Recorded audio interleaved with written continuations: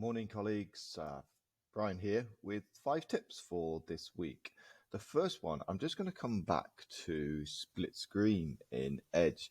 I've been playing around with it a little bit more in my classrooms, and there's some features that I want to just sort of like talk to you about and maybe give you some ways in which you can use it. Here you can see, well, first let's just go to split screen again. Let's just go to a new tab, and it's this button up here.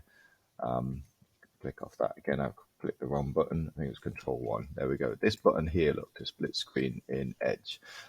When you click on it, it then just gives you an option to be able to open up another page side by side. Now that's not very special, but there are a few features in there that I just want to highlight as well. So here, for example, I've got split screen, and when I come away from split screen to go to another page, it remembers the split screen. So that's quite useful in terms of you just setting things up and then just leaving it.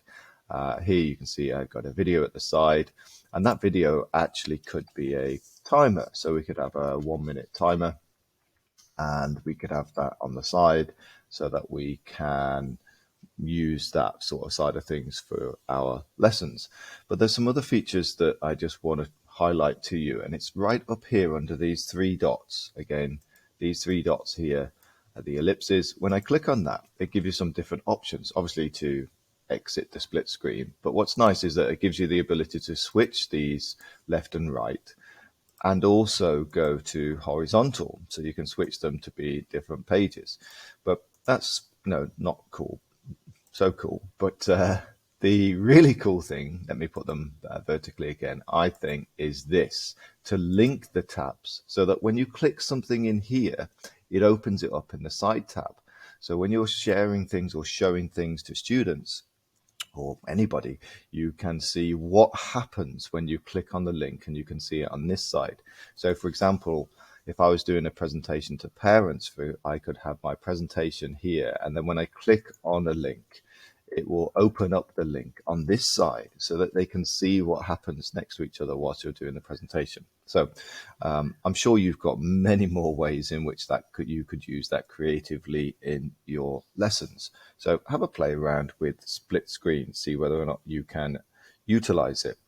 Next for me is a very quick one, and John Burrell mentioned this one to me just to share with the community again. Windows V is the clipboard, and it gives you access to all of the things that are inside of your clipboard that you may have Control V'd or copied, Control C at some point in the past. There's also some other features in there just in terms of emojis, and what was the thing that I was looking at before? I think it's punctuation, a quick way to get to punctuation. Sometimes you're looking for the pound sign and you don't necessarily have the pound sign, but it's in there somewhere. Oh, here it is, look, currency symbols. You've got all of the different ones there.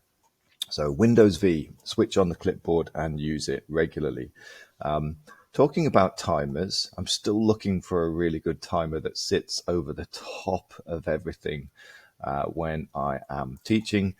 But one of the things that I do use on a regular basis, let's just see here, hair loss. When you want to get a video sitting over the top or a timer, what you can do is you can right click and then right click again.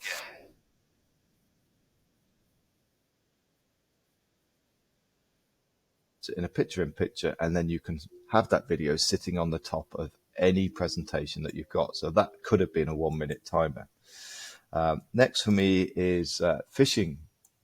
I received this email the other day, and this is becoming a common one. So if you get something like this, your association or your account was associated with an annual subscription, it is phishing. Make sure that you do not click on any links in it.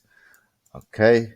And lastly for me is Canva. We're about today actually to switch on, if I just go to Canva, we're about to switch on the single sign-on. So some people may experience a slightly different login. You won't lose any of your content, but when you log in, you've got all these different things here. It says sign up with your work email and continue. And there will be a login. Don't fill in this bit, log in with single sign-on, and you'll get into your Canva resources that way. Okay. See you at Fun Day. Take care, everybody. Bye-bye.